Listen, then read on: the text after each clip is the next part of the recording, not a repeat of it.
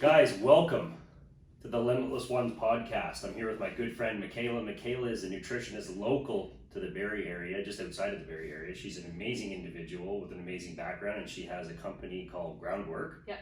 And she's trying to make a huge impact on women's health and also men's health and overall by trying to get back to the basics with some ancestral eating habits and trying to help people love themselves, get better eating habits, get away from the preservatives, and lastly, maybe lose a little bit of weight along the way, but that's not the main goal, correct? Correct. All right, so let's give the people a rundown on your background and your schooling and stuff like that. Yeah, well, first of all, thank you so much for having me. I'm really excited to be here. Yeah. So I'm a certified nutritional practitioner.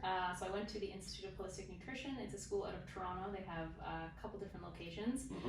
But it was such an awesome experience because they really teach health from a whole body perspective. They look at not just your physical health, but also your mental health, your spiritual health. They look at everything, and it really gave me such a good foundation to go off of to work with people. And I just love what I do. It's the most incredible job because you get to help people day in and day out and make a real impact. And I think that's what really matters, honestly. Oh, absolutely. And it's the foundation for everything, right? We need to focus on our stress and our exercise and all that stuff. But one thing that everybody has in common is we all need to eat. And what we've been taught along the way, the food guides and stuff that's out there, the misconceptions, and what people forget too is a lot of the bad habits and the emotional eating. Like we live in a stressed time and a very connected time, and people are busy, they're caught up on the rat wheel, and convenience always prevails in front of what's right. And there's so much information that it's too much information. And I think people just get overwhelmed with all the noise, and that's why they just don't know where to start, right? Sometimes so much information is too much information. So is that like a 2-year kind of university thing, or is it a 4-year? What's that program look like? So it's about 2.5 years, but the way they do it, I really like it, is they take out any electives, so they set your schedule for you. Because if you're at a normal university program, if you took out the electives, your program would probably be around 2 years. So that's what they do, just because they want to kind of get to the point, get you in, get you out, and get you as educated as possible, and they don't like to blur any lines. So it was about like a 2-year program. They really hammer the information into you. They have awesome teachers. It's really hands-on, and they're really good at actually helping you retain the information so that when you go out and actually apply it, it's still all there. You don't lose it the minute you take the test. So it was such an awesome school. So the thing I'm most curious about, are you still in contact with anybody that you went to the program with? You still speak to them? So I would assume, is there anybody that's come out of that program? Like, do you find that you guys all came out with the same perception and teaching the same things? Or do you think that you took away from it certain principles and you kind of put what it is that you believe in, the way that you want people to eat? Like, did anybody come out of there and that you went to school with and they're still pushing veganism on somebody or pursuing other things, right? And this is where it gets super confusing, because you could have someone that has the exact same degree, and you can actually find studies that would say eat liver, eat oysters, and you could find information that would say that's not the best decision to do. So is there people that come out of there, like, obviously there's not a regulation of what you're going to tell them that they should eat, right? Like, that each person that come out of there is going to have a little bit different perception, which I've always found interesting and funny about, like, dietitians. Like, they'll have the same degree, or nutritionists, exact same degrees. I'll know two different people. One will be like, oh, like, this is bad and that is good. And why is that? Where do you think that comes from? Do you think it's because they're putting their own morals in front of what they were taught? Yeah, and I think it really comes down to the experience that you've had with your own health. I tried veganism for years, and I was so convinced, like, this is what's going to work, even when I knew it wasn't. And then once I kind of gave it up and got to that point of really getting back to the basics, and like, my mom and I have this funny saying of what would Nanny do? My grandma. Like, what would she do? Home cooked meals. I think looking back is really the way of the future, is like looking back to traditions. But people come out of there really teaching and preaching all different types of nutrition because of, like I said, what works for them. So you don't really come out of there with this strict regulation of what you should be teaching people or implementing in your business. It's really what you believe, because like you said, there's so much conflicting information out there. And what I love about what I do is I like cutting through the BS, because if you were to step into the health and wellness world for the first time, you would be overrun with the amount of information in there. There's so much conflicting information.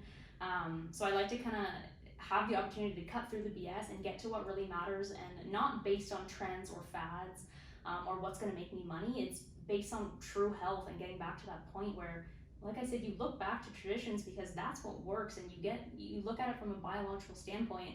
what does your body need? Give it what it needs and it'll do the work for you. That's my favorite saying of all time. I love that. Because it's so true. Not give your body what you think it wants or what, you know, this study or that study or these people or that group tells you to do, but what does it need? What does your biology need?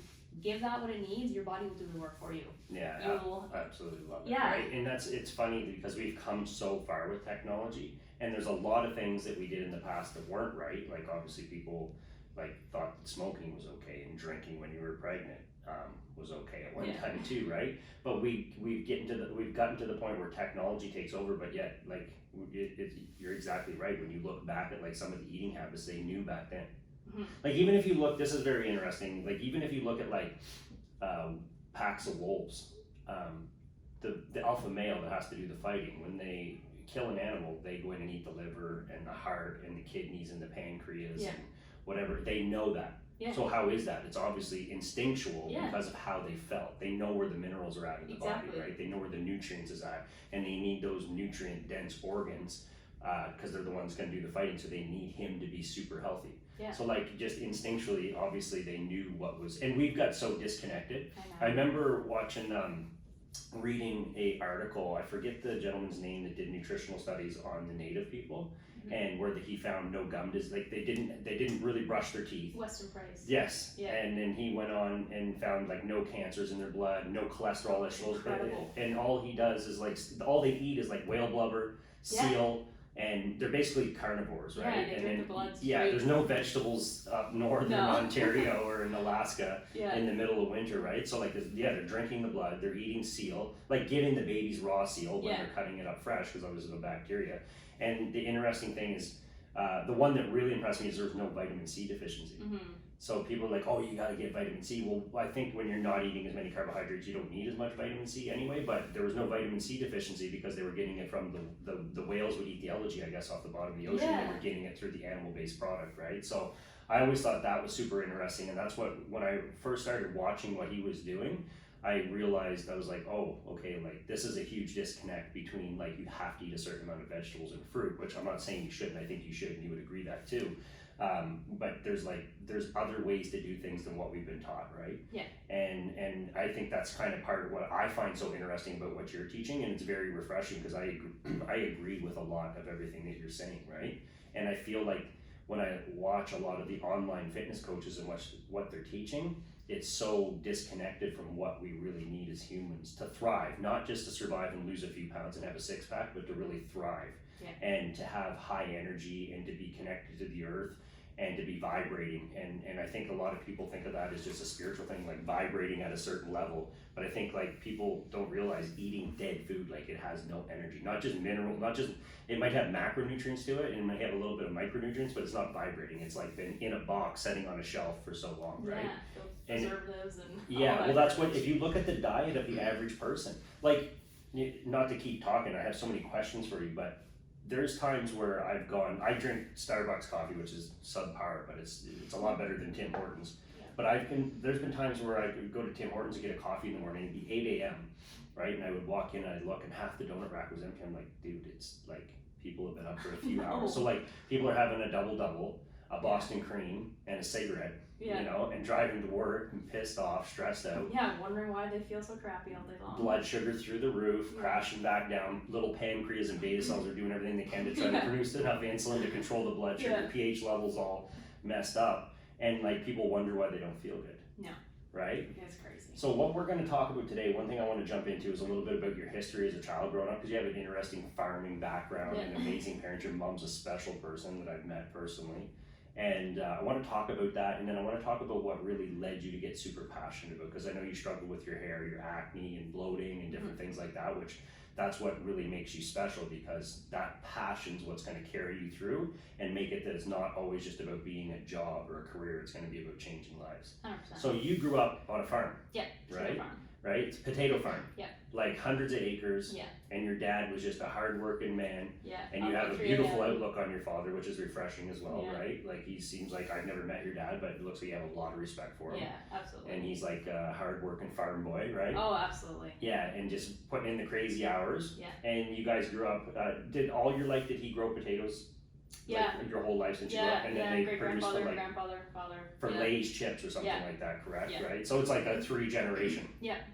All in Ontario? Yeah. That's pretty amazing. Yeah, so we go 75% Ontario, 25% goes to New York, actually. Okay. But yeah, I'm so grateful for the fact that I grew up on a farm, because it taught me so many morals and values that a lot of people don't have. Very cool. Not that that's a bad thing, but it just gives you this different outlook on hard work and really respecting the earth and respecting the food you put in your body. Yeah. And I just watched my dad work from, 3-4 in the morning until midnight. He'd run off 3 hours of sleep, and we almost lost everything. So because farming is so dependent on the weather, you basically don't have control of it. Yeah. There's been years where we almost lost everything, and then he built himself back up, and that was so cool to watch. Obviously, it was so tough for them to go through, but yeah, I just have such respect for farmers and for the way I grew up. I'm so grateful for that. Absolutely, and you still get to kind of cherish that and that living on the land kind of thing, right? But one thing people don't understand is the perception of how close our food supply, how fragile it is. Yeah. Right? You get to see that because you realize that you're too many rains away from that crop not coming through, frost coming early, bugs wrecking it or 100%. Whatever it is, right? The soil, the sun, or the mold, whatever it is. Yeah. And so many people were just so disconnected. I grew up in a small town in the East Coast, so I know it, what comes along with farming, and a lot of friends did it. And I baled hay when I was a kid and picked blueberries and strawberries for a living. I highly recommend you don't do that. Well, maybe once, just to build some character, right? Maybe go for a weekend and learn your lesson. Yeah. But it's amazing that you got that experience, and it's amazing that the perception that you're able to go and portray that to people, and maybe when you have children, you get to tell them those stories and stuff like that. But did you guys eat a lot of potatoes growing up? So many. Yeah, do you have 101 recipes for potatoes? Oh, yeah. Right? I could whip off so many different potato recipes. Is it one type of potato though? Or is it multitudes, or was it just a certain type that specialized because of where he was selling them, right? There was probably a specialized type of potato. Yeah, so we grew up chipping potatoes, so if you were to eat a chipping potato, you wouldn't have the best experience. They're very starchy. Yeah. So yeah, they're Yukon Golds and Reds, but we get, we have tons of farmers that grow to actually eat, so we get free potatoes whenever we want. Cool. It's awesome. Yeah, so you definitely lots of carbohydrates growing up. Yeah. Well, potatoes, I think they say cured scurvy kind of in a way, right? Yeah. People talk about that. That was a lot of people through the wars and stuff, that's what kept them going. Yeah, the one food you could live off of. Well, incredible. It is incredible, right? And it's crazy to think that, how bad they can be overeating them, the carbohydrate, but people lived on them, they saved people. Yeah, oh, absolutely. And people are so quick to demonize, it's white potato or it's white rice. It's now you don't understand it then. You don't get the way nutrients work then. No, exactly. I've been through an interesting thing. You kind of know a bit about my story of where I started to have some overproduction of insulin and stuff over the last couple of years, and I've corrected that now. It's been an interesting journey and given me a perspective that most people would, even a lot of nutritionists and dietitians haven't gone through unless you had that type of health problem, right? And eating carbohydrates and measuring my blood sugar to see what it does and what it does with fiber, without fiber, with different types of fat to see if it slows it down. Adding fat an hour before, adding it after, having it with just protein, or doing carbs on their own. And Rob Wolf, I had my doctor on, Dr. Khan, not too long ago, and he's a big fan of Rob Wolf, and his whole thing is basically kind of healthy fats, protein, and vegetables, and then finding carbohydrates that don't cause you insulin spikes and blood sugar spikes. So what's interesting is through the studies they found that there's some people who could eat a white potato and be way better off than a sweet potato. Some people could eat white rice way better than brown rice. So it's not equal to everybody. No. Whether it's your blood type or your cortisol levels or your hormones, and that can probably change throughout your life. And yeah, exactly. A lot of people demonize white potato or white rice when in reality it's not. It can be at the end of the day, potato is way better for you. The white rice is pretty empty, but there's a lot of potassium, there's a lot of different minerals and vitamins even in a white potato, right? Yeah. Not to get too obsessed on potatoes, but it's kind of an interesting topic, I want to spend the next hour on potatoes. Right? We're just going to talk potatoes. That's it. That's all we're going to talk about is potatoes. Right? So you grew up on the farm. Yeah. And then you found yourself having, was there some dietary things that caused the problems? Because I know that you had a problem with your hair, but your hair looks amazing now. Thank you. And you had acne, I've seen before and after photos, and that's cleared up a lot for you. Yeah. You had some bloating issues. Were those the main 3 things that you really had problems with, or was there some depression, anxiety that mixed with it? All of it, yeah, really. It started with my wisdom teeth. I had mono. I got my wisdom teeth about a month later, and when you get a tooth pulled, it's supposed to just fill back up with bone as if nothing was ever there. That didn't happen for me. I actually had the Epstein-Barr virus or mono in my jaw for 3 years. So, I lost half my hair. I was working out 2 hours a day. I was obsessed with fitness. I gained like 35 pounds in a couple weeks. My thyroid function was so low. My liver enzymes were so high that I wasn't allowed to drink any alcohol for 3 years. I was in university. I was sleeping through my classes. I had like horrible nosebleeds, like every symptom you could think of. I was going through. I had to drop out of school twice. It was such a mess, but I always say I'm so grateful for that time, because as hard as it was to go through, and yeah, I struggled with the anxiety, depression, like it affected every relationship in my life, whether that was relationships with significant others or family or food. It taught me so much about health, and that's how I found healing, was through going through those struggles. And I don't think you respect what you have until you actually earn it. So you don't respect your health until you've had to struggle with it. Absolutely. So yeah, once I kind of found the root cause, I actually watched a documentary called The Root Cause. I highly recommend that to everyone. Okay. Any had dental. Where can they find that? They took it off of Netflix, of course. But, oh, really? Must have been really good then. Yeah. Yeah. Right. Oh, incredible. Game Changers is probably still up though. Yeah, it caused a huge uproar, but it is incredible. So yeah, if you look it up online, you can find it on a lot of websites, but it basically goes through the damage that root canals and cavitations, which are just holes in the bone, can do to your health. That's what I had, was cavitations. So yeah, I connected with a holistic dentist. I think biological dentistry is the most incredible thing in the world. When you have chronic symptoms and you can't figure out what's going on, you should always start with your oral health, because your oral health is connected to your entire body. So yeah, I had jaw surgery to basically correct the issue. They had to like scrape out the infection. It was 4 very painful, excruciating surgeries, but after every surgery I healed a little bit more. Like I would lose a bit of weight, my hair would grow back, my skin would clear up, I'd get more energy, I'd stop sleeping so much. Like it was night and day. And the dentist said, he's like, I've never seen anyone's bone grow as fast as yours. And he said, if you didn't take care of yourself the way you do, you can have the surgeries, you can get all the fancy procedures done, but if you're not covering the foundations, the food, the lifestyle, the sleep, emotional work, all the rest, you're never going to heal the way you actually should. So that's why I have such an appreciation for the holistic lifestyle, and I also have a huge appreciation for allopathic medicine, Western medicine, because it's saved my life more times than one. But yeah, if you're not covering those foundations, you'll never find true health, and that's why I'm so big on preaching that to people and getting that message out there. Well, that's the one thing I've noticed about you, though, is because you're so passionate about it, you've expanded outside of what school has taught you. And because of your experience, it's forced you to learn more than just probably the curriculum taught you, right? It was something to add on what you're talking about. I've read many articles on people that, like a lot of people that have strokes, when they go back and do the research a month or 2 before, they had a root canal or they had dental surgery. So a lot of times they'll have bacteria in their gums and in between their teeth, and then you go in there with floss and you can actually floss it, and then it gets into your bloodstream. And then when that bacteria gets into your bloodstream, it can cause plaque in your arteries and stuff like that. And a lot of the plaque that's on your teeth can get ingested, right? And if they don't give you an antibiotic in your gums to get rid of those bacteria in there, and they do major dental surgery, a lot of that can get into your blood. I'm actually going to be bringing on dentists in the next few weeks, so that's awesome. maybe I'll jump on them about that and ask them about that stuff, right?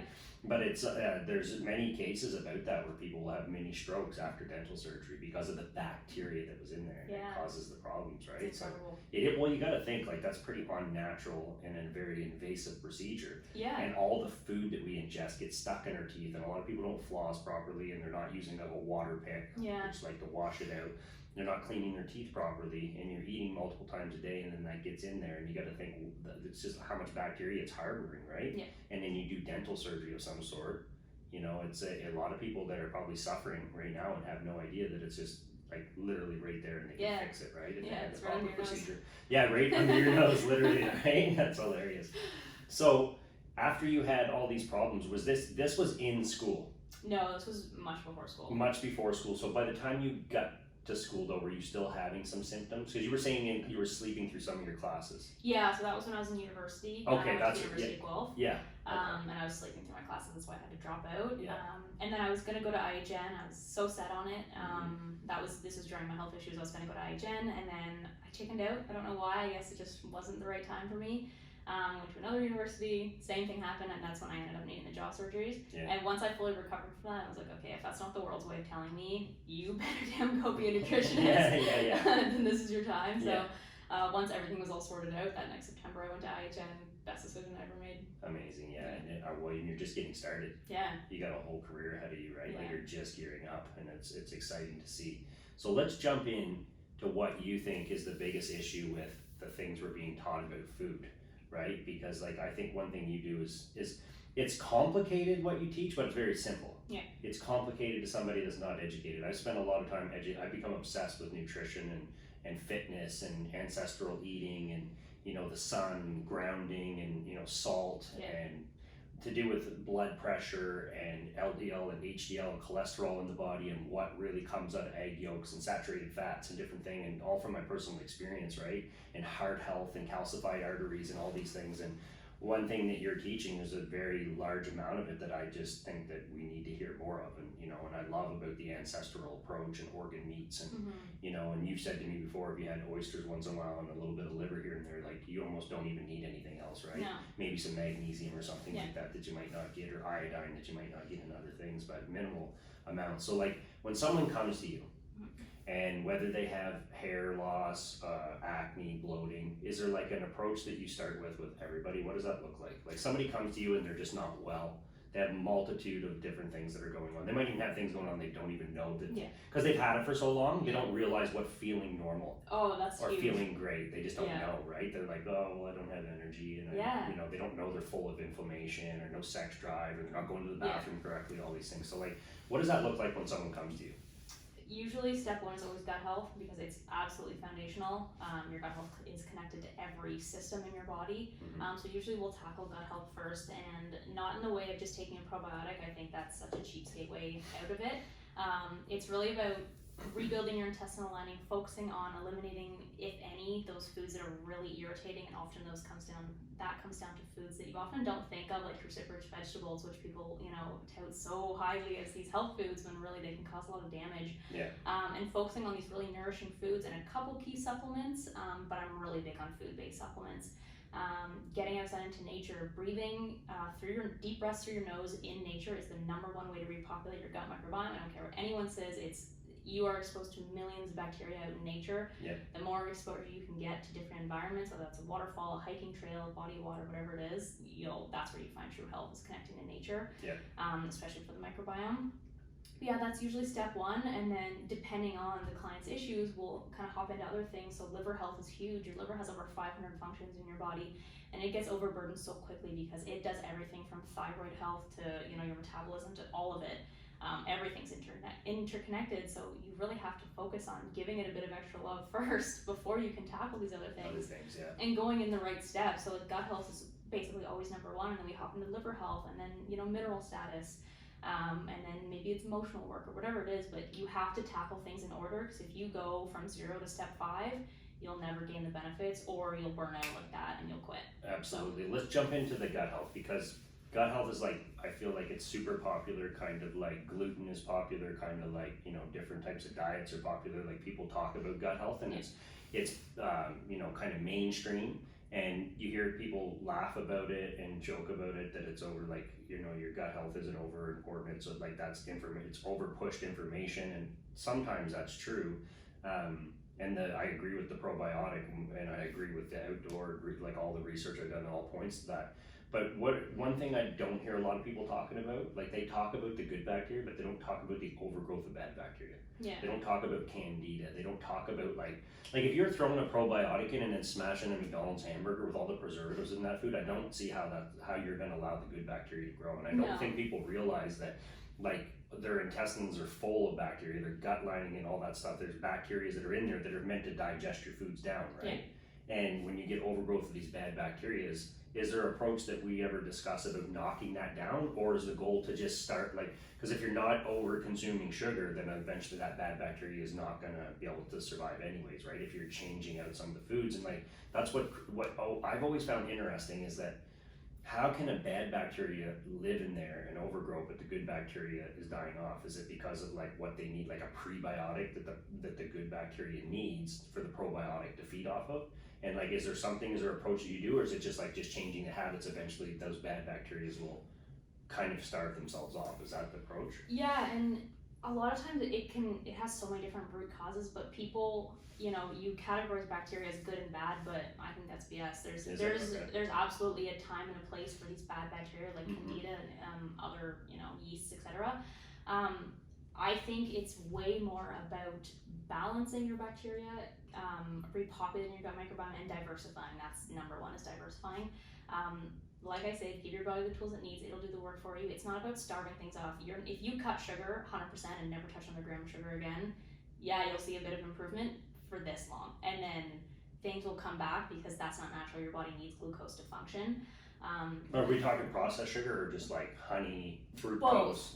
So like obviously processed sugar, you don't want to be eating foods that has 20 ingredients that you can't unless pronounce. It's Saturday night and it's cheat meal. Like, yeah, then you have. I have that once in a while. Yeah, I know, but you have to look at it as a standpoint of your body knows what to do. And a lot of times these overgrowths can happen because your small intestine is supposed to be basically a sterile environment, whereas your large intestine is full of bacteria. That's just your bacterial life is in there. Yeah. But if you're dealing with constipation, for example, you can basically, as graphic as this is, be so backed up that you're letting bacteria into your small intestine, and that's where you get small intestinal bacterial overgrowth, or SIBO. Yeah. And then you have to address that, where, like I said, it starts with gut health, making sure that you're having 2 to 3 healthy bowel movements a day. People freak out when I say that because they're like, 2 to 3 a day? You mean a week? I'm like, no, a day. Yeah. That's so important. And yeah, you just have to tackle things in the way that they happen.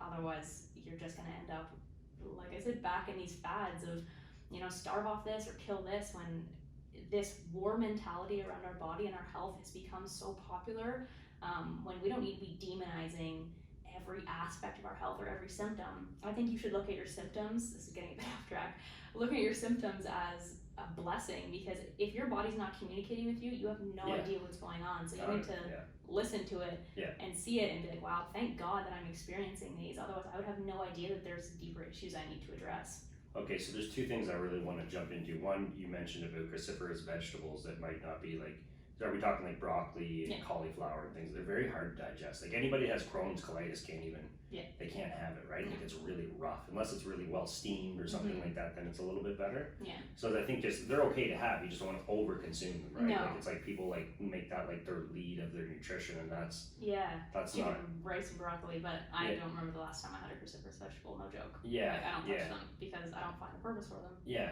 And then from that, let's talk about lectins. Are you familiar with lectins at all? Like it's, because some people say lectins, like certain vegetables that we're eating are full of lectins, right? Like that's why, like if you go back to Italian Ancestral, they would get rid of all the skin on tomatoes. That's why if you go to Italian dishes, they will have like the odd in a salad or something, but they get rid of the skin because they knew that there was lectins in the skin. A lot of people know they're in peanuts and they're in cashews and all these different things.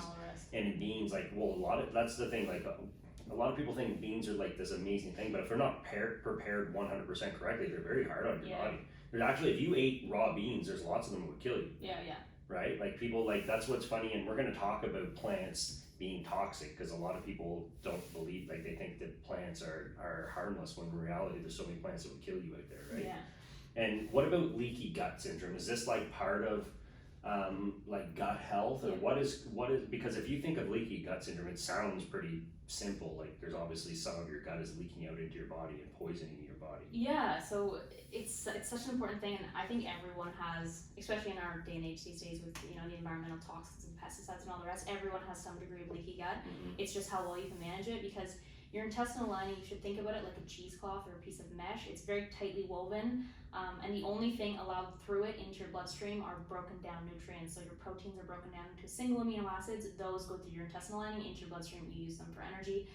Same with carbs and single glucose molecules, fat, etc. But the problem happens when you're eating, conventional gluten or a ton of pesticides. Glyphosate is the number one.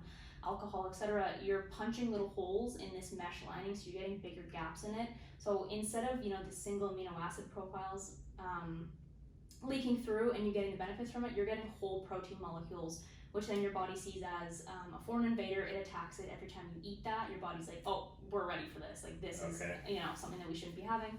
When in reality, it's not the food. It's just the way your intestinal lining. That's very interesting. So there's a lot of people out there that are probably saying, oh, I can't eat that.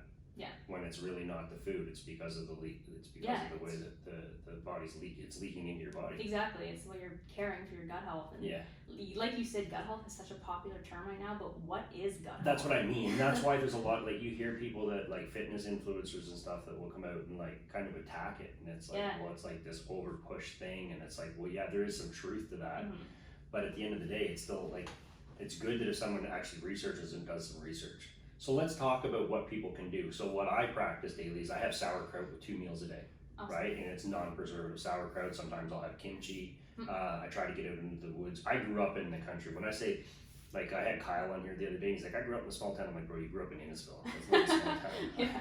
You have no idea what a small, I didn't even have a neighbor. Like, it would take me a half hour to walk to the neighbor's house where I grew up. Like, it was, so I kind of grew up doing that, right? And I think that I'm missing that because my body probably, I feel like I crave it. When I was a kid, I would walk barefoot in the lawn all the time. I was fishing all the time, and we were playing in the swamps and just like in the woods all the time and stuff like that. And that's one thing I think we've gotten so far away with. But the other thing that I do that's a super easy thing to do is I have a high quality glutamine in the morning, first thing with my water. And so that's the first thing. I have 750 mils of water. I add the glutamine to it. I drink that. And then I do my breathing exercises in the morning, which helps me tremendously. I do it every morning.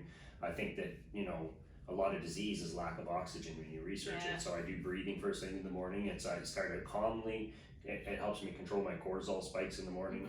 And after I do that, after my breathing, then I do like these affirmations, a little bit of visualization that I do to try to get myself like grounded for the day. And then I go straight into reading.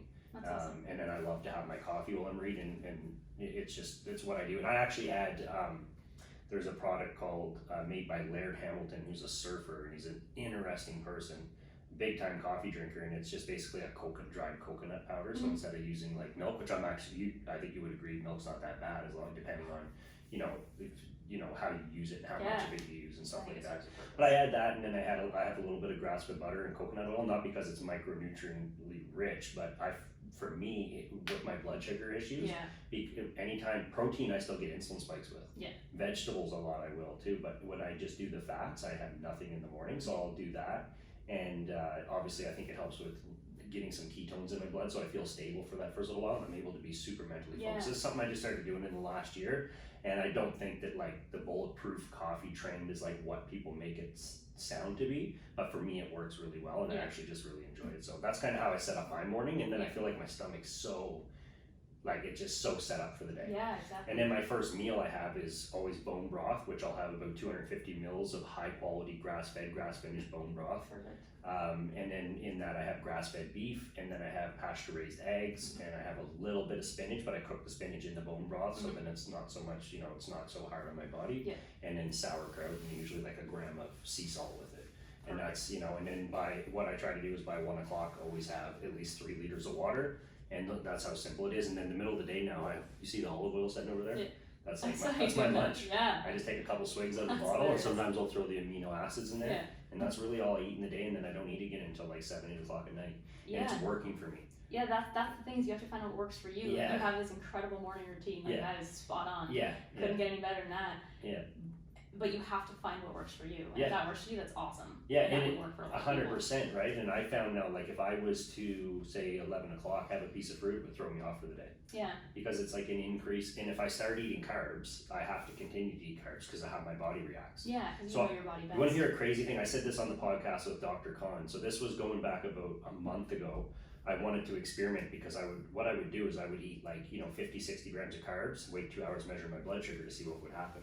And I've had different types of glucose tests and stuff done at the doctor's office. So I said, well, I want to see what's going to happen. So I loaded up on, like, I had about 200 grams of carbs with some processed sugars and stuff like that as well. I had about 200 grams of carb. I measured my blood sugar right before I ate it, and my blood sugar always is around like a 4.1 or 4.2 when I'm eating the way that I'm eating. It's very stabilized, but it's always in that lower end. And so I eat 200 grams of carbohydrates, I wait 2 hours, I check my blood sugar, and I'm like, okay, it's gonna be like a 6, right? And it was like a 5.4. Wow. Right? So I'm like, okay, so then I eat like 350 grams of carbs, like a half a liter of ice cream, I'm eating a bunch of white rice, I'm having a bunch of different snacks. I wait 2 hours, I check it again, and it's still not at a 6.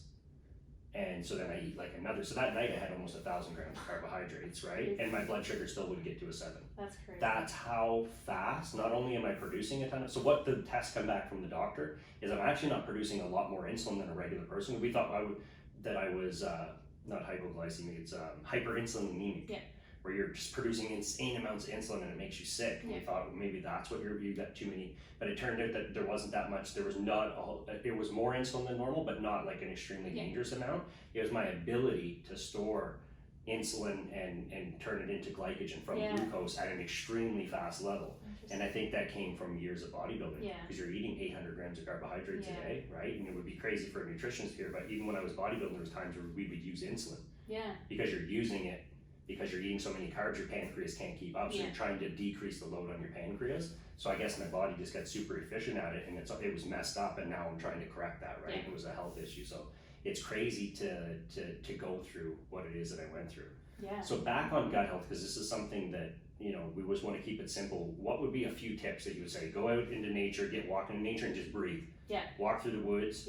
Go off the trail. Go off the trail. Get by a waterfall. Breathe in some of the coming off the rocks too, right? Absolutely. You believe that and getting in water with minerals and stuff like that too. You absorb it.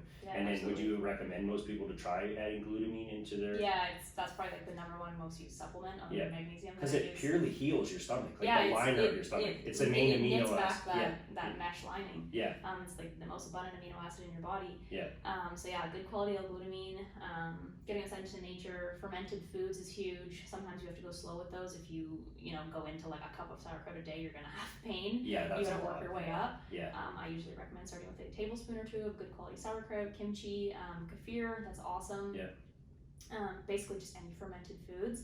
But other than that, it's really simple. Like people think it's these probiotics, but you have to think of your gut should have somewhere around 30,000 species of bacteria in it. It's a little bit lower than that because of, like I said, all the crap that we're exposed to in our environment. But if you look at your normal probiotic, it has somewhere between like 5 and maybe 11 strains and billions of copies of those. So you're creating this insane monoculture in your gut, where in reality you should be having 5 strands of bacteria is nothing compared to the 30,000 that you should have. You're missing so many. So getting into nature and getting it through natural sources like the food, breathing through your nose, etc. Like that's where it starts. See, Mom, when I was eating dirt when I was a kid, you thought you thought there was something wrong with me. I was onto something. Me too. You swat it under your mouth, right? Your tongue. You're like, hey, I think that there's something to that, right? Like, obviously, I wouldn't recommend doing that, but I think we've just overcomplicated things. Absolutely. So get into nature, get your feet in there, get a little bit of dirt on your hands. Go fishing. Get a dog, sniff its paws. That sounds crazy, but like the amount of bacteria that you can have. There's so many studies done on owning pets. And basically how diverse your gut is. It's crazy. Well, my dog's pretty close to me. I just kiss her about 1,000,000 times a day. Same. Right? So we've kind of covered the simplicity of gut health, which I think a lot of people should really consider this, right? Because you might think that I have a friend that has, I think he was down to like, I can have sweet potatoes and red meat, and that was like, he was just like eliminating stuff, and he would get like nasal congestion and stuff like that. That was his thing, and he's a public speaker. So he was petrified because he's like, well, it sounds funny when I speak, especially on Zoom.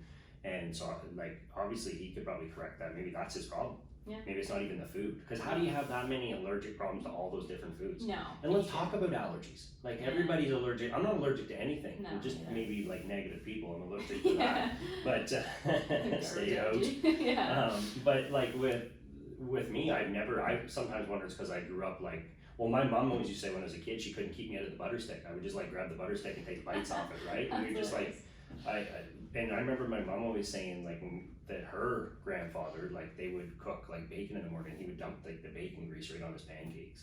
Eat whole eggs. I'm not recommending you do that at all. It's probably not the best. There's a lot better ways to get fat than that. But like we've just got so disconnected from what's good and bad. So we've got the gut health covered. Let's talk about like a basic diet where people could start, a nutrition thing. Whether they're like, hey, I don't feel horrible, but I just want to be a little bit better. Because I think what you're teaching more than weight loss, I don't think you even teach weight loss. So I don't even know if it's part of the curriculum or not. It's more you're teaching vibrating and being healthy and feeling good. And I think when you feel healthy and you feel good, when you're sleeping well and you're pooping well and you're just vibrating at another level, I feel like the fat melts off you differently anyway. It really does. Like a happy body doesn't need to carry all that shit on its body.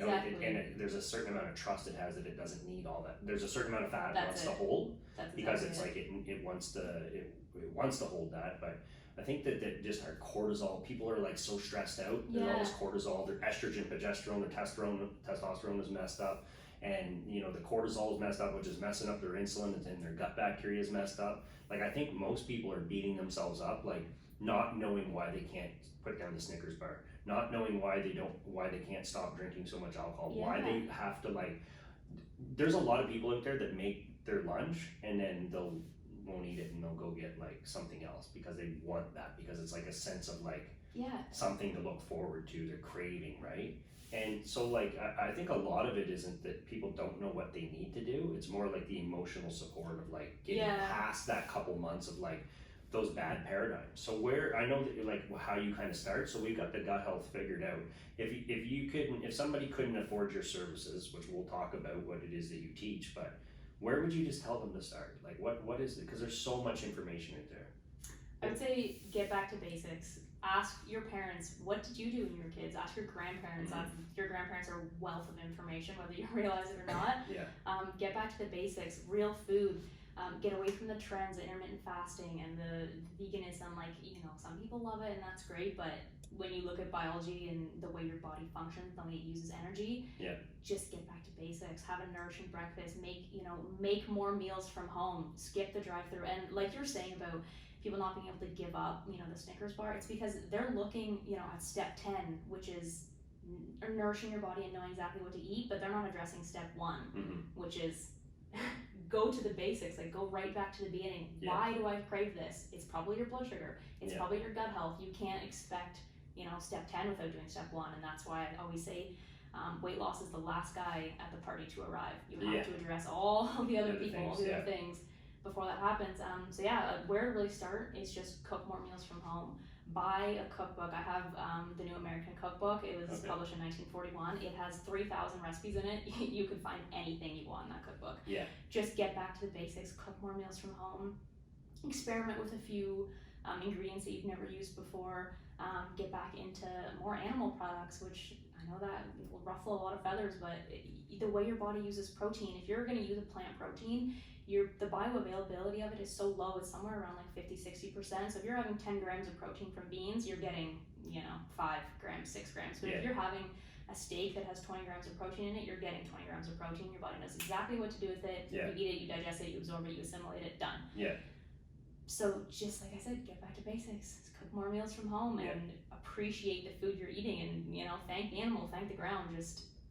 Just be more intentional with what you're putting in your body and read your labels. Like, if you can't pronounce it, it's probably not meant to be in your body. So the gist of the message is, before we focus on tracking a macro or worrying about what's, like measuring the food or anything like that, we're coming up with this elaborate, is find foods that you enjoy and keep it as simple as just get back to eating, more high quality food. So, as organic as you can afford, right, is best. Not all foods need to be organic, right? Because if they have a thick skin, like a banana well, bananas I don't think are that great for you, avocado, whatever, but and if you can do like wild caught fish, get wild caught fish. If you can do pasture raised eggs, do pasture raised eggs. Because a lot of these studies where like I have people all the time, I buy my meats from a farm called Wild Meadows, and they have grass fed, grass finished, bison, elk, cow, and they have pig, and then they have pasture raised chickens as well, and they make their own bone broth, and they make their own sausages and stuff that have no preservatives in them, even these like little pepperettes and stuff, and the food is super good. And I posted about it, and I always have like the odd person will reach out and be like, you shouldn't be eating meat, it's horrible for you, and like half the time I don't even answer back, because like they've already made up their mind, and like I'm not going to send you 67 articles and then have you try to read it when it's just, and like I hate it when people put their emotions and their morals involved with someone's health. And I get it. Like, I get it if you, like, I love animals too. 100%, understand that. And no animal deserves to be abused. And when it comes to like overall health, it's about giving and taking energy. At some time, you and I are going to give the energy back to the earth. And that's kind of the circle of life. And there is misconception on how much animal protein you need. Like, even if someone said, I'm going to be vegetarian, in my opinion, if they had like one whole egg and then even a couple ounces of salmon, and a little bit, like that's a lot better than just cutting it out completely and trying to go, because like to be 100% vegan, and I'm not pushing on, you know, attacking on vegans. I have lots of friends that do that and they do it well. They're super healthy, but like it's insane the process of like all the different stuff that they can combining different foods, and like when they travel, and like there's a lot to that versus someone that, you know, is eating a well-balanced diet. It's just getting the vegetables, getting the fruit, having just enough carbohydrates for their energy levels, and then getting high quality animal products in, right? And then going back on that, like now, okay, carnivore diet, crazy, right? It's extreme. It's extreme, more extreme than vegan, you know? But there's some basis to it. Yeah, there is some basis to it, right? And I know there's a couple people that I follow that have had like skin issues and have tried everything, and then when they go carnivore, it clears up. Yeah. So, you know, I don't think it's probably 1% of the population would need to do that. The rest of the people are going to need some fruits and vegetables and different types of carbohydrates and maybe added fats of some sort. But one thing that people don't talk about, and this may be from a scientific perspective, it's proven, but also a spiritual perspective, plants don't want you to eat them either. Yeah. Plants want to survive. Like there's all kinds of plants out there that have, like I've read these crazy articles about, I think it's black spruce trees, I think, that when they're little babies, rabbits in Canada love to eat them. Like they love to eat this. And when the rabbit population goes up, because the coyote population is down, the rabbit population goes up, the trees know when the rabbit population is high, and they won't even drop their acorns. They have this whole system of like root system that communicates and tells what plants from your to grow poop when. that's on the floor and the It's animals. so crazy. They know. I know, it's amazing, incredible. and people don't realize okay, they think the plant doesn't feel it, but the plants want to grow. Yeah. They want to spread their babies. They don't want you to eat their babies either. So no matter what you're doing, you're taking away from the earth. It's nourishing you in some way. It right? is, and you do have to be a little bit selfish in yourself sometimes. As hard as it is, and I know the whole big vegan community won't agree with that, but at some point you have to put your health first, and you have to put you first. For the longest time I thought like, no, I'll never, you know, I'll be able to heal without animal products. I can do it without hurting an animal. Until I realized that one, there is an ethical way to consume animal products. But two, you have to be selfish in your health, because it's so cheesy, but without your health you have nothing. And you have to put you first above other beings. Sometimes it's a harsh reality, but it's true. Because you're never gonna show up as the best version of yourself for you, or you know, for your kids, for your parents when they need you, for friends, for family, for your job, for whatever it is, until you take care of you. And sometimes that does involve being a bit selfish. 100%. And a big part of this conversation we're having right now is around morals, when that shouldn't even be part of the nutritional topic, right? Unless it's something you struggle with, and then that's almost like a therapist conversation, like how you feel about that, right? But I mean, you can get, at the end of the day, like those animals are giving back to the earth, whether they go into the earth or an animal eats them, or a human decides to consume them, right? I think the conversation around when it comes to what you said about ethical, that's what we need to be talking about, is these mass farming projects. Like when you look at the funding and the grants and what the government pushes for, soy, corn, you know, wheat, where the money goes to the farmers that make a lot of money. There's nobody supporting these little 100-acre farms that are trying to raise 100 cows, and they're like slaughtering 1 cow a month. And they're rotating. The cows are just walking around eating grass their whole life until they're fully grown. They're super calm. They're not stressed out. They're not on a chop line. Their head's not locked into anything. And people just like want to compare that, like these mass farmings, to like a regenerative farm. And what they don't realize is like a regenerative farm, it's a mathematical process. That's like incredible. The cow is eating so much grass and pooping so much energy back into it, and then they're moving them because the ground can only handle so much.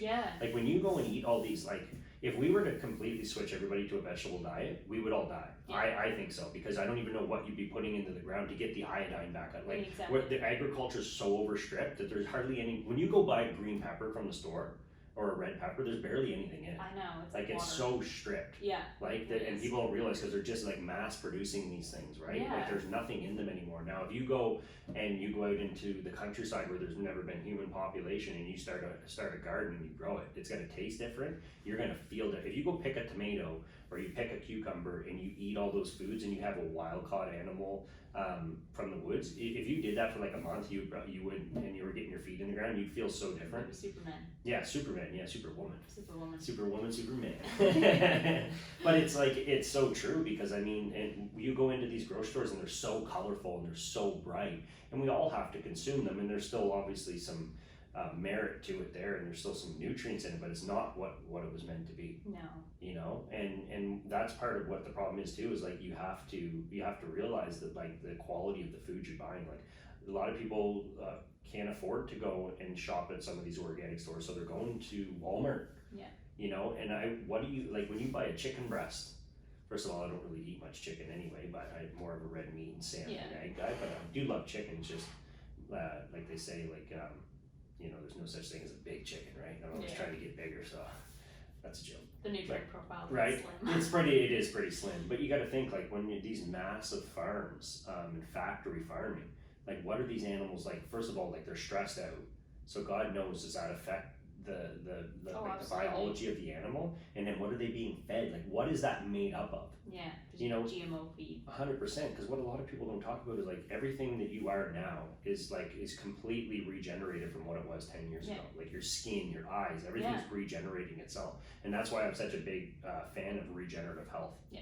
Like I don't feel like a lot of people feel like hopeless when their health goes down, but like let's talk about that, because like somebody right now that's 40, 50 years old, like I hear people all the time, like people on my 38th birthday, like, oh, you're getting old now. I'm like, no man, I'm not. No, I feel great. I'm just starting. Like I plan on being like, I want to be a sexy 60-year-old man that's like healthy and vibrant and like showing the young kids like, and just being happy and be confident and be empathetic and be a nice person and just like happy to be 60. Because I see people all the time and like getting old sucks. I'm like, first of all, you can't stop it. So why is your attitude towards that? Yeah. And like, no, it doesn't suck. It's actually an amazing thing because it makes time precious. It makes your life mean something because you have a finite amount of time. But it doesn't mean that it's like a life sentence that you don't feel well. You can change that. And there's a lot of conditions you can't. So let's talk about like, because that's kind of what you're teaching. You know, it's like how many people do you know that are in their 40s and 50s and they're acting like it's the end of life? Yeah. Like I'm aged. Right? Yeah. So where does it come? Where do you see? You know, like we know that lifespan is going to head towards 200 years old at some point, and it comes through technology. But I think that just taking a step back and getting our diet straightened out, eating a little bit better. Yeah. You know, I think that's like you said, it's going back to basics. Yeah. Absolutely. 100%. Right. So let's say somebody is okay, like I can't afford a nutritionist, and they're going to the grocery store. And what's a shopping list look like? Let's give some people some simple answers. What would you do if you were on say you had, let's give it to the family. There's a husband, wife, and there's 2 kids. And you're going to the grocery store. I got a few $100s a week to spend. I don't have a lot of money.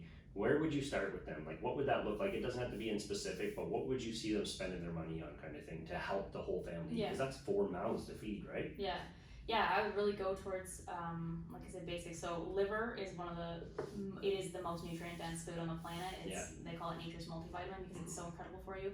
It's like $4 for a cut of liver because no one wants it. It's such a cheap cut of meat, yet it should be $50. Except for the farm that I go to, like you have to order it 6 months in advance because they cannot keep the spleen, the liver. Well, because people who are shopping from those kind of farms are so aware of it. They're so aware of it. But the general population is that every time I go to Goodness Me, there's always such a big stack of it. And you do realize 90% of the people, like we're gonna have to put you in a headlock to get them to eat liver, right? So like, let's keep the liver off the table. Because I don't think you're going to get them to eat that, but let's preach it to them. Cheap. You should. It is cheap, but you're going to have to like make the kid cry to get them to eat that, right? Even though I grew up, did you grow up eating it? Here and there. See, my parents always like probably once every 2 weeks, liver and onions was like a thing, and I loved it when I was growing up. But I put barbecue sauce on it. Yeah. But my mom always fed it to us when we were kids. Yeah. Because I grew up that was kind of normal where I come from. So they go in, they have a few $100. Let's say that we convince them to eat liver, we'll put that. But where else would you see them going? Whole foods as much as possible. So whether that looks like, you know, the most inexpensive cuts of meats that you can find that are still nourishing. Eggs are such a cheap but incredibly nutrient dense food. One of the best, right? Yeah, absolutely, especially for fertility, etc. That's a whole other conversation. But dairy, good quality dairy is really easy to come across, especially if you know a farmer that will give it to you, that you can get it basically straight from them. It's going to be a little bit less expensive. And just foods like, you know, oats, get some collagen to like add a bit of protein without having to, you know, splurge on some good quality steaks, etc. Just look for foods that will balance your blood sugar. Carbs plus protein will always balance your blood sugar. Make sure you're covering the basics of carbs, protein, fat, obviously. Magnesium is one of those nutrients that you really can't get from food. So taking a magnesium supplement I think is really important. But yeah, just covering the basics and doing the best you can, because doing the best you can with the food that you can afford and what you have at that time is going to be so much better for you. Whether it's not the best food, quote unquote, than hitting a drive-through every day because, you know, a burger at McDonald's is $2. Yeah. If I always tell my clients, if you're going to splurge on anything, make it your animal products and the food that you put in your body, because that's foundational. So if you can, you know, save a bit of money, because you wouldn't believe how much money people spend on crap they don't actually need, like shoes and clothes, etc. Make a bit of a budget for yourself and put it towards your health, because you'll never ever regret investing in that. Yeah, I preach about budgets all the time, by the way. Most people, where I think they struggle, is breakfast. People sleep in, their alarm goes off 5 or 6 times and they don't give themselves time, and they go towards Pop-Tarts, cereal, or toast with jam. Or just not eating. Or just not eating at all. Which when you say like Frosted Flakes over intermittent fasting, what would you choose? If somebody said, I'm just going to have water in the morning and nothing else, or I'm going to have Frosted Flakes, which way do you go? That's tough. I'm going with not eating at all, because I don't eat in the morning. Yeah, see, when you look at intermittent fasting, all the studies done on it are done on men, and they don't really take into account women's hormones and women's health, because if you talk to anyone who does intermittent fasting, which I did it for a period of time, I thought that was going to be the all and end all. People are like, oh, I feel so good in the morning, you know, I'm so full of energy. Yeah, because you're running off of cortisol. You're literally running off of your stress hormones, which when you burn through all the glycogen in your liver, that takes about 8 to 10 hours while you're sleeping, your body goes to this process called gluconeogenesis, which is releasing cortisol to break you down, your liver, your kidneys, your tissues, your muscles. That's incredibly stressful in itself, but you also have to release a bucket load of cortisol to do so. So you're getting a double whammy of stress. So then by the time you eat at 12 or 1 or whatever your eating window is, you're incredibly stressed, and your body has no idea how to process that food. Whereas if you were to wake up at 6 a.m. and have breakfast at 6:30, you have a nourishing breakfast of some protein and some carbs together, maybe some fat to slow down the digestion. You know, really enjoy your meal, take your time, eat your meal, good food, cook it from home. Have your coffee after your breakfast. That's big for your blood sugar. Not gonna happen with me, but I get it. It's not gonna happen. Especially for women. And then have consistent meals every 3 to 4 hours. Have a snack, and then have lunch. That's the blood sugar is one of the biggest things that I work on with clients on their gut health, because it's so foundational. It's huge. That is so important. So I want to play devil's advocate for a minute. Absolutely. So you're about ancestral eating. Yep. So my question is, ancestrally, you didn't have a refrigerator. No. You didn't have a garden until we got to the point where, you know, going back a couple hundred years ago, people had that stuff. But before that, you wouldn't wake up and just eat. You would actually you wouldn't even have water. You'd probably have to go to a water supply, and then you would have to chase your food, and you would have to do this insane output of energy to try to get a meal. And most people back ancestrally, they probably wouldn't go for the blueberries. They would go for the animal. They wanted the salmon, they wanted the animal, they wanted the organ meat, and they knew that that's where all the nutrition was. So wouldn't there be part of our DNA that would that would recognize that, like, I just don't have this abundance of food in a refrigerator to go to, and I somewhat have to earn these calories? And if you're doing that on a regular basis, wouldn't your body somewhat adapt to that process versus having food straight out of bed? And then on top of that, wouldn't there be times where you and I are saying, listen, we have to leave this piece of land and go somewhere else, and we're not going to eat for 3 days unless we're grazing on a few things while we're traveling? So wouldn't a part of our DNA recognize that as kind of somewhat normal? Absolutely, but if you think about it, back then, they would never pass up the opportunity to eat. No, of course. Because they would overeat though too, right? Yeah, but they had to work so hard for their food, and they were moving. It's almost like, if you're going to compare the way they ate to the way you eat now, you can't just pick and choose what you want to compare. You have to live that lifestyle. So if you're going to, argue about fasting, go for it. But you have to, catch your own food. You have to butcher your own food. You have to grow your own food. You have to be walking like 30,000 steps a day, like constantly moving, living off the land. You're not exposed to EMFs and toxins and pesticides and stress and, technology. You can't just pick and choose what part of that you're going to go towards. Absolutely, evolution and your biology is going to play a role in the way we respond to food now. But yeah, there's no cherry picking when it comes to the way, kind of we lived back then and the way we live now, because our world is so stressful. Well, the unfortunate thing is you can't choose what's in your air. Exactly. If you can afford to leave, you can't control that, but you can control like what you eat and when you eat it, right? And you can put a water filter, but some people can't afford that either. So there's a lot of things that are out of your control. I think let's talk about long-term fasting too, which you may not have a lot, because that's one thing I do once a year. I do a 5-day fast, and I feel like to me, it becomes very spiritual, and I get in this zone that I can't even explain. A lot of people do, yeah. It's super connected to yourself, right? And it's you feel like you're starting almost like you're living off your body, which maybe you kind of are, right? Yeah. But this is something that I had Kyle on here the other day, and have you ever spoken? Kyle's pretty educated on nutrition. He's got a very similar approach to how you. And I said to Kyle, like, what I don't understand is I know people that if you made them go 8 hours without eating, they get all like, oh, and they're like, and I'm like, that's not normal, man. Like, if you can't just if I feel like you just can't fast for 24 hours, wouldn't you agree that that's kind of like your body's kind of like, you're so sensitive that, like, say you and I right now just wanted to go on a trip. You could, like, I had my breakfast this morning, I ate it, I guess about around 11 o'clock after my workout. But right now, if I didn't eat for 2 days, I would feel fine. Yeah, and because my body's, I'm super adaptive. I can go, because I lay that line where I have carbs 3 or 4 days a week, and I found the carbs that work for me, and I have a little bit of fructose every day, and then I usually do 1 week a month where I'll kind of go into ketosis mode and see how fast my ketones will climb, and then I'll bring myself back out of it. So I try to be like carb adaptive and fat adaptive, and I try to walk that line. And I'm not recommending, listen, 99% of people don't even want to live the way that I live, because I like playing with that. But would you not agree that most people shouldn't live the way that I live? And that's not normal.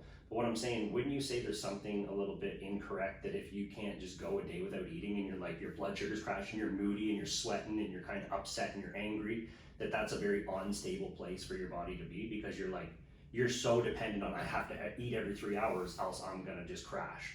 I think somewhat. I think there is somewhat merit to what you're saying. I totally get it.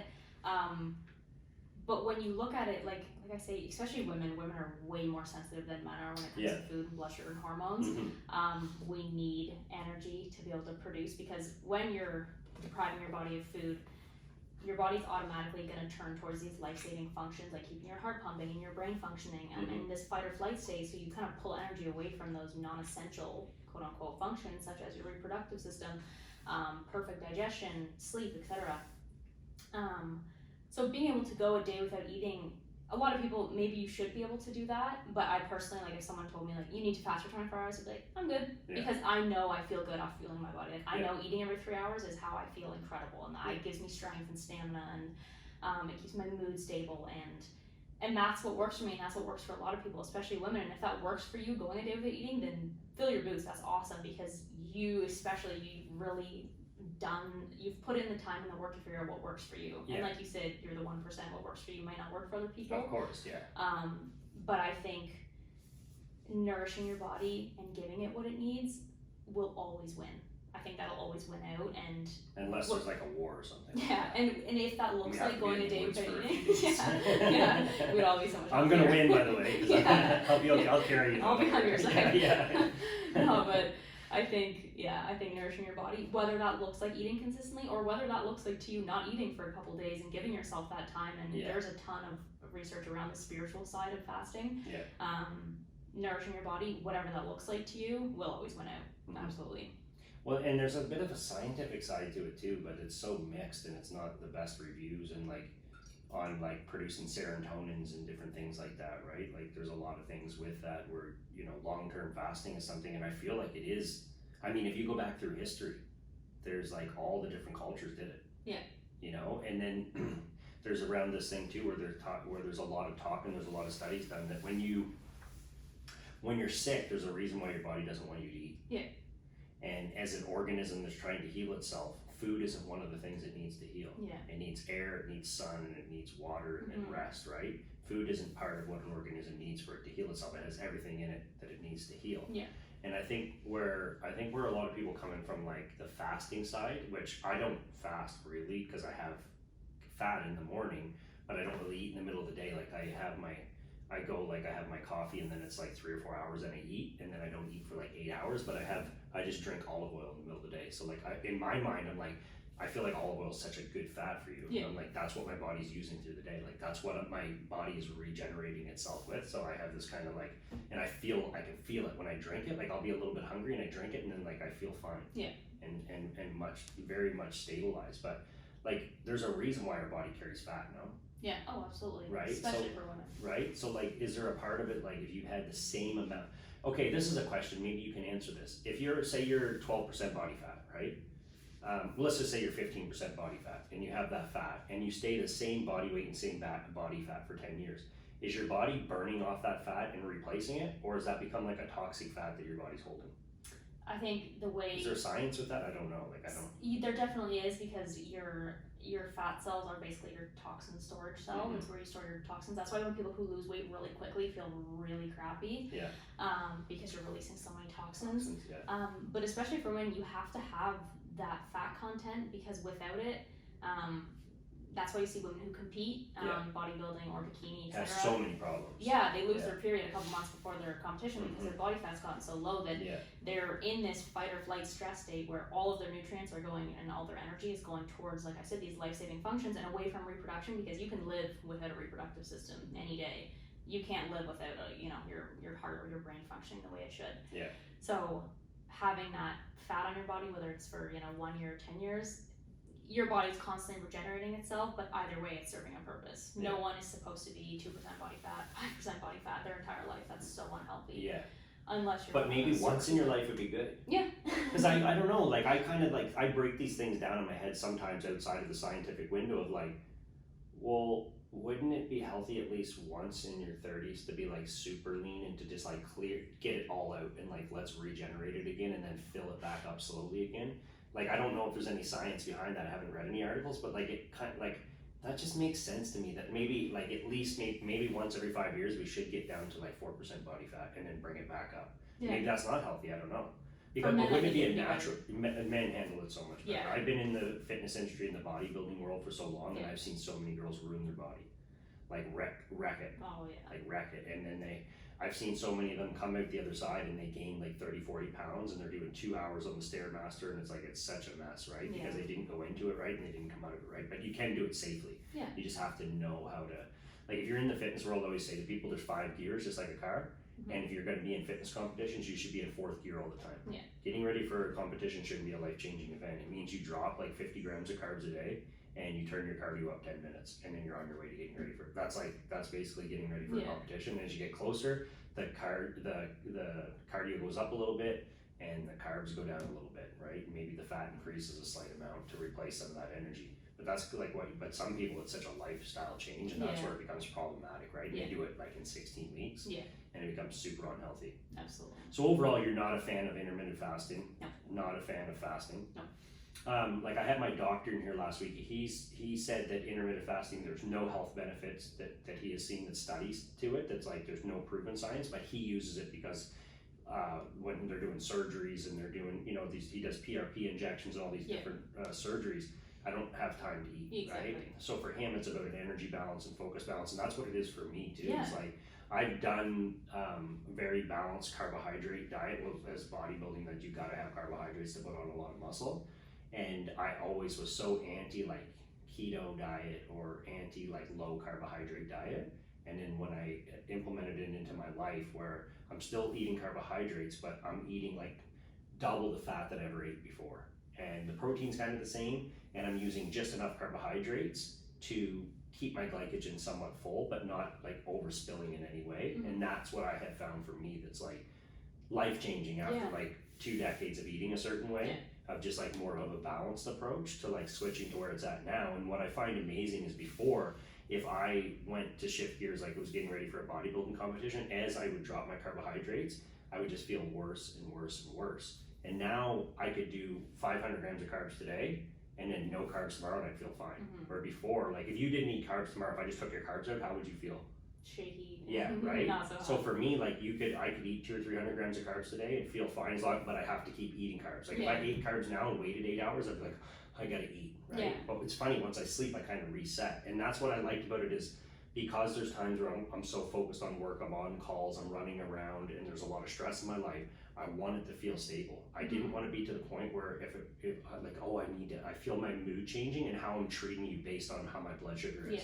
And now I feel stable at all times. And that's what I wanted in my life. I didn't want the instability of moods and the sweats and the shakiness and stuff like that. And I was like, to me, that's where I started to change my mind on the balanced nutrition of like, well, if I can't just like switch it off, where I'm like, I have to have carbohydrates every 3 to 5 hours, else I'm gonna like go down. I'm like, that to me, like that just didn't make sense, right? And that's where for me, like where I wanted to make the change is like, just because it fits my lifestyle, but also like it just didn't make sense on a scientific level of like, well, why is my body doing that? Why can't it just I got all this body fat on me, why can't it just make the switch? Because it prefers glucose. So it's gonna be like, no, like go get some sugar. Right? So it tries to make you feel like shit, right? And that's kind of the thing. And then it's like a process, like if you go, somebody that's like a regular eater to just try to go to fat adaptive, it takes you weeks to get switched over, where I can kind of do it in 24 hours. Right? So that's kind of for me. I'm not saying that's the right way to do it, but it's like, to me, don't you find that a bit like kind of interesting? Like how, because I do well with carbs and I can go the other way now. So but if I do 3 days in a row of like somewhat higher carbohydrates, it knocks me out of that. And then it takes me a couple of days to get back. So I don't know, I think that's where I'm going to stay for the rest of my life now, kind of where I'm at. And you've done, like I said, so much trial and error with your body and with nutrition and what works for you. And you've kind of found a way to like almost hack the system and find, this is me, like this is what works for me. Whereas, you know, me, that wouldn't work for me. Just the way my body is, the way my hormones function, you know, the stress I've been through in my past and my health issues. I know it works for me, and that's awesome. And that's why it's so important. That's why I think working with a practitioner is so important. Of course, especially at the start, man, until you figure it out, right? Because your body's so different, because all these people on Instagram and social media, they sell these programs of like, oh, you know, like this is what worked for me, buy my program, and that's great, but they're out to make money, and like it could be an amazing program, but it worked for their body, and they don't have your body if you don't have their body. So you need to work with someone who can look at your entire health history, the stress in your life, emotional, chemical, physical, everything that you're dealing with, the way you eat, the way you interact with people, the way you interact with food, your relationship to food. You have to have someone who looks at that and sees that from a whole body perspective and can make those small adjustments that really make the big differences. Because if you spend your life trial and erroring, if you're not as educated as you are, for example, you're going to get so lost, and you're going to beat your body down because you're going to try one thing for a month and then this for a month. And I've done that where like your body has no idea what to expect because you're throwing 10 different things at it at once. When you just need to like take a step back, get back to the basics, go step 1, that works for me. Step 2, that didn't. Let's go back to step 1. Let's try a different step 2. Like, you need someone who can support you in that way and hold your hand and then get you to the point where you feel so confident in your health. And this is what I love about what I do, is that you get people to the point where they're so confident in their health that they don't need you anymore. Like, I want to get to the 3 months and you're like breaking up with me. Like, all right, we're good. Like, I'm confident. I don't need you to hold my hand. And that's how it should be, because you determine your health and you determine your life, and you have to feel confident. I can help you get there. I can give you the tools, but it's your job whether you pick them up and put them to work. And I 100% agree with that. And one thing I say, like the way that I eat and how I kind of live is it's just not for everybody. Right? And I'm on a mission. Like, I'm going to be experimenting. I have a vision of where I want it to go and how I want to feel and what I want to look like in my 50s and stuff. But like, I always say to people, like, when you hear people that kind of preach the same thing over and over, but one of the questions they don't ask is like, there's a big difference between what do you like, they should ask, what is it that you want? Because if somebody said to me, like, I want to be like connected to the earth, I want to be spiritual, I want to like vibrate at a higher level, I want to be super fat adaptive, be able to go back to carbs, I want to experiment and be like vibrating at a super high, versus I just want to feel good and I want to enjoy foods and I don't want to overcomplicate it. Or versus somebody's like, I just want to lose weight and get a few pounds off to get my blood pressure medication. Like, there's different levels to it, right? And that's what's problem with someone that's preaching carnivore, or someone that's saying keto, or someone that's saying different types of diets, right? It's like, well, what is the person even asking you for? Because if somebody come to me and they're like, hey, like, I need to lose some weight, I'm like, okay, what you're gonna do is do this, right? So like, you're just gonna drink olive oil in the middle of the day. Like, what? Right? And it's like, that's not, it could be anything. You could eat it, and I don't do that every day. There's some days where I'm like, I feel like eating today, so I might like order something, right? And it's like, it'll be whatever. And then sometimes in the middle of the day, I'll just have like 5 eggs with an avocado. And that might be the thing, or I might throw a piece of cheese in there, or I might have a salad. Like, it's some days I feel like it. And then what's cool, like, there's like the other night, I said, me and Kyle were here, and after the podcast, we had some whiskey. We had some scotch, and it was like, I don't care. And then there'll be certain nights where Nat wants to have something different, and I'll be like, I'll just have it. So like, I don't like, Complicated. No, like I just follow that. But if there's a memory to be built or a moment to be had, I'm gonna have the moment. I'm gonna enjoy the human experience at that point in time with the food and the conversation and the flavors and you know, the whole expression and the whole experience. But so I'm not like, oh, I can only have it on this day. It's just usually like the only time I have processed sugar is usually Saturday nights, and most of the time like alcohol I'll have maybe once through the week, a little tequila or something, and then I like to have red wine on Saturday. So guess what I'm gonna have tonight? I'm gonna have a hot dog. Alright. Yeah, I haven't had a hot dog for like 3 years, and we were watching the show yesterday and the guy was eating a hot dog. I said, I'm gonna have some barbecue hot dogs. I literally can't remember the last time. Me neither. I don't even know why I want it. I'll probably eat it and be like, oh my god, why did I get it? But now I have hot dogs in my mouth. Right? That's what I'm gonna have. I'm gonna have a barbecue hot dog. I'm gonna take you a picture of my hot dog. Right? Like, yes. Thank you for this. So I'm gonna be, and then I may even get some cereal because I cannot remember the last time I had cereal.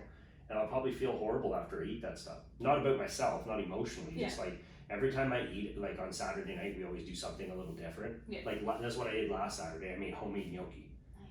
So cooked the potatoes, grinded them up, and then added the egg, added the flour, I make the best homemade gnocchi. Slice it up, flour it up, roll it up in the balls, I boil it, and then I cook it, and add the sauce to it, and the basil, and the Parmesan cheese, and it's like the most amazing, and there's not really a whole lot of flour in it, so it's very easy to digest. And then I made homemade pizza. We have like a propane oven kind of thing, and it's fun. It's an experience, and there's something special about love inside of food. Absolutely. Like the energy that's in there, like someone that made it with love, versus not just the quality of the food, but the love that it was made with. Yeah, there's a lot of cultures that they, you know, the next day they won't ask you, what did you have for dinner last night? They'll say, who did you eat dinner with last night? And I find that really interesting. Very much so. And my family and I, we try to do that a lot, where we try to eat dinner a lot or be a bit more intentional. It's, you know, it was hard with like my dad farming and everything, but now that's slowed down a bit. But yeah, who you eat dinner with and taking your time to enjoy the food. You can have, you know the saying, a happy donut is better than a sad salad? It's because you can eat a donut and be like, this is the best thing I've ever tasted. Like, I wanted this, I got it, I'm loving every bite of it. I feel awesome eating this, like this is the best. Or you could go have a salad when all you want is a donut, or, you know, maybe even a less, you know, unhealthy food. And be miserable the entire time, and you're gonna get more benefits from There's that. There's something happy to be donut said for pleasure. Than you will the sad salad, absolutely. You know, there is something to be said for pleasure, and I talked to this with Kyle the other day about some of the healthiest people I know eat extremely unhealthy, smoke cigarettes, drink alcohol, but they're the most happy, well people in their mind. Like you can see it, and I know people that do everything right with the technical side and the scientific side, but they're just not well. Like when you look in their eyes, they're not vibrating that. You know how there's certain people, they just come in the room and it's uplifting? Like they're just well. Kyle's and they're full of fucking life. They're full of life. And you could feed them all the donuts in the world and their blood sugar and their pH is all messed up, but they're well still. Because they're well up here. You know, and there's something to be said for that. So we're gonna close off the podcast, guys, but I'm gonna highly recommend that if you're looking to get control of your health, female or male, you guys reach out. So where can people find you? What's the name of the company? Groundwork? Right. So on Instagram, it's at Groundwork with Mikayla. Mikayla. Everyone wants to spell it Michael with an A. That's not it. But yeah, website groundworknutrition.ca. I'd love to connect with you. I love talking to people. I kind of have like an open door policy. I don't do, you know, clients on like every 3 months. It's just I'm always taking on new clients because I love working with people. But yeah, Instagram is pretty much the best place to find me. There's a Facebook page, but Instagram's Instagram, and you're putting lots of good, interesting content up and writing captions, which I've been kind of pushing you to do more of, and you're doing lots of it. So I'm happy with that, and I'm proud of you. Thank you. And I'm excited to see kind of where your career goes, and I'm sure that a lot of people are going to reach out to you because you do have a lot to offer. Thank you. And I love what you're doing, and it's a lot of meaningful work that you're doing. And I'm going to drop it that we're going to be working on a cookbook at some point. You're going to be coming out with a cookbook, right? Groundwork Traditions. So that's going to be exciting, and then hopefully it start maybe digital, and then eventually maybe some paper copy or something. So you got lots on the go. And you're going to be doing more and more things. And if anybody else wants to have her on the podcast, give her a shout. She's a good guest to have on. You've done well. Thank you. Awesome. Thank you so much. And Thank you. it was a good time. It was. Okay. See you later, guys. Bye.